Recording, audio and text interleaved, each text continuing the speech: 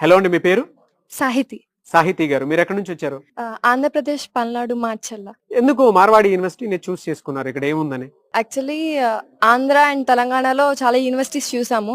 And ఫీజే కాక donation కూడా కొన్ని లాక్స్‌లో చెప్తున్నారు. బట్ మనం ప్లేస్‌మెంట్స్ అవన్నీ చూసినప్పటికి కూడా వర్తబుల్ అనిపించలేదు.